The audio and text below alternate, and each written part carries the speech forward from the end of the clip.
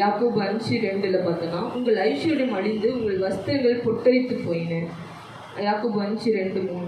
உங்கள் பொன்னும் வெள்ளியும் துருபிடித்தது, அவைகளுள்ள துரு உங்களுக்கு விரோதமாய் சாட்சியாக இருக்கிறது. அக்னியைப் போல உங்கள் மாம்சத்தை தின்னும், கடைசி நாட்களில் பொக்கிஷத்தை சேர்த்தீர்களே அப்படின்னு. கடைசி நாட்கள் எதை சேர்க்கணும் பாருங்க, விசுவாசத்தையும் அன்பையும் நீதி பொறுமையும் சாந்தத்தையும் சேர்க்கணும். இந்த இடத்துல அவன் என்ன சொல்லலாம், உங்களுடைய பொண்ணும் வெள்ளியும் எப்படி ஆகிறது, பொத்தரிச்சு போகுதுன்னா, பொண்ணு எங்கேயாவது கோல்டு எதுக்கு போகிறோம், அது வெளுத்து போக இருக்கிறதுக்காக கோல்டே போவோம். ஆனால் இந்த இடத்துல என்ன சொல்கிறார், பொண்ணு எப்படி ஆகும் வாசிங்க, 5ஆம் அதிகாரம் 2ஆவது.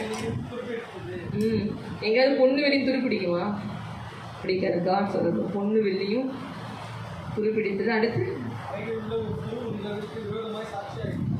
அதை மட்டுமே சேர்த்து கர்த்தரை சேர்க்காதவங்களுக்கு உள்ள இதுதான் இது. கடைசி நாட்களவே பொக்கிஷத்தை சேர்த்திருக்கிறீங்க. அப்போ கடைசி நாட்கள் நம்ம என்ன சேர்க்கணும்? 1 திமோத்தி 6 நீங்கள் வாசித்த மாதிரி, நீயோ தேவனுடைய மனுஷனே இவைகளை விட்டோடி நீதியையும் தேவ பக்தியையும் விசுவாசத்தையும் அன்பையும் பொறுமையும் சாந்த குணத்தையும் அடையபடி நாடு. விசுவாசத்தின் நல்ல போராட்டத்தை போராடு, நித்திய ஜீவனை பற்றிக்கொள்.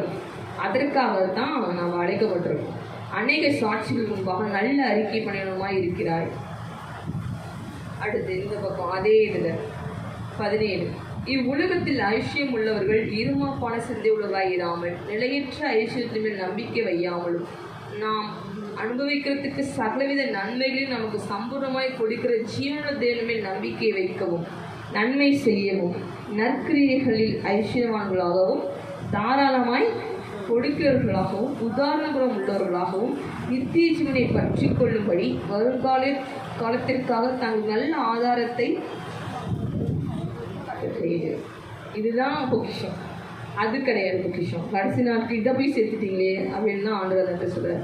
எதை சேர்க்கணும் நீங்கள் வீட்டில் போய் நல்லா ரீட் பண்ணுங்கள். 1 தீமோத்தி 6 17 18 19 பார்த்தீங்கன்னா இதுதான் நமக்கு பொக்கிஷமாக இருக்கும். பரலோகத்தில் உங்களுக்கு பொக்கி சேர்த்துறீங்கன்னா இதை தான் அவர் சொல்கிறார். அங்கே பூச்சி துரும்பும் வராது. இந்த உலகத்தில் திருடன் வருவான், பூச்சி வரும், புழு வரும், எல்லாம் அதை சொரிஞ்சு எல்லாத்தையும் பண்ணிவிட்டு போயிடும். அப்புறம் ஐயோ போச்சுன்னா பரலோகத்தில் மிகுதியாக சேர்க்கணும் அப்படின்னா இந்த மாதிரி இதை ஃபாலோ பண்ணால் தான் பரலோகத்தில் நம்ம பொக்கிஷம் சேர்த்து வைக்கப்படும். அதான் அந்த சொல்கிறார். அடுத்தது பார்த்தோம்னா இதோட லாஸ்ட் உமை எதை எடுத்துருக்கீங்க, லூக் 16 சாப்டர். இது 2 இது பார்த்தோம்னா அந்த ஐஸ்வர்யவான் எப்படி ட்ரெஸ் பண்ணியிருக்கான்னு பார்த்தோம் அப்படின்னா, ரத்தாம்பரம் வெள்ளையேற பெற்ற வஸ்திரம் தரித்திருக்கிறான். அனுதினமும் அவனுக்கு நல்ல சுகபோகமாக நல்லாவே அவன் செழிப்பாக இருந்திருக்கான். சாப்பாடு தண்ணி ஃபஸ்ட் கிளாஸ்லாம் எல்லாமே கிடச்சிருக்கு.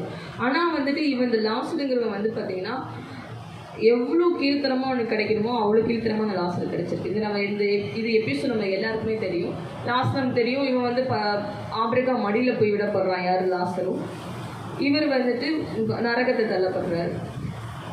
இதுலேருந்து பார்த்தோம்னா இவர் எல்லாத்தையும் சேர்த்து வச்சுருப்பார். ஜீவனுக்கு எதுவாக எல்லாத்தையும் சேர்த்து வைக்கிறப்போ ஒரு நாள் நம்ம அந்த ஊமை படித்த மாதிரி உன் ஆத்மா இன்னைக்கு எடுத்துக்கொள்ள போகிற என்ன செய்வேன்.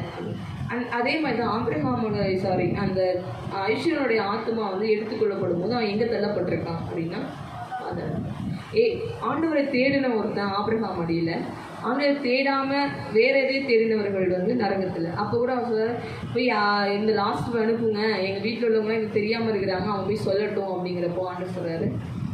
அங்கே இருக்கிறவங்க சொல்லி கேட்காதவங்க நீங்கள் யோசிச்சு பாருங்க, ஒரு உயிரோடு இருக்கவங்க சொல்கிறத மருத்துவம் சொல்கிறப்போ அவங்க என்ன ஏதாவது ஒரு பேய் இதுன்னு சொல்லி கதை கட்டியே அதை முடிச்சிருப்பாங்க. நேருக்கு நேர் பார்க்குற ஒரு சகோதரன் பேச்சை கேட்காதவங்களே எப்படி செத்து போன மருத்துவத்துலேருந்து அவங்க சொல்கிறத கேட்பாங்க. அதுதான் ஆண்டு லாஸ்ட் வேர்ஸ் வாசிங்க. அதுலேயே 20:30. அதற்கு அவன் அப்படியல்ல, தகப்பனாகி ஆபிரகாமே, மரித்தோரிடத்திலிருந்து ஒருவன் அவர்களிடத்திற்கு போனால் மனம் திரும்புவார்கள் என்றான். அதற்கு அவன், அவர்கள் மோசேக்கும் தீர்க்கதரிசிகளுக்கும் செவிகொடாவிட்டால் மரித்தோரிலிருந்து ஒருவன் எழுந்து போனாலும் நம்ப மாட்டார்கள் என்று சொன்னான் என்றான். ஸோ இந்த உலகத்தில் இருக்கிற நமக்கு பணம் தேவை, பண ஆசை நமக்கு தேவையில்லை. ஏன்னா அது எல்லா தீமைக்கும் அது வேறாக இருக்கிறது. ஐஸ்வர்யவான் நம்ம என்னதான் சேர்த்து நாடி தேடி போனாலும் ஒரு புள்ளின் பூவை போல் ஒளிந்து போகிறான். சூரியன் வரும்போது காற்று அடிக்கும் போது அவன் ஒளிந்து போகிறான். அவன் அழகான வடிவம் ஒளிந்து போகிறது. இதே அவன் கர்த்தரை நம்பியிருக்கும் போது 100க்கு அதிபதி மாதிரி அவன் ஆபிரகாம் வரிசை சேர்க்கப்படுறான். லாசரு மாதிரியும் ரெண்டு, ஒன்று ஐஸ்வர்யவானா இருந்தாலும் சேர்க்கப்படுறாங்க, தரித்திரனாக இருந்தால் ஆண்டவர் தேடினாலும் சேர்க்கப்படுறாங்க. ஸோ எல்லாத்துக்கும் ஒரே தான், நீங்கள் ஆண்டவர் தேடுறீங்களா?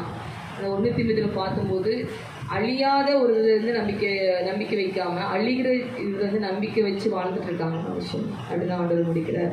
ஸோ பரலோகத்தில் உங்களுக்கான பொக்கிஷங்களை சேர்த்து வைங்கள். அங்கே பூச்சி இருக்காது, திரும்ப இருக்காது, திருடனும் வரும். ஸோ அது என்னென்னு தான் நம்ம 1 தீமோத்தேயுல நாம் பார்த்தோம். கண்களை மூடலாம்.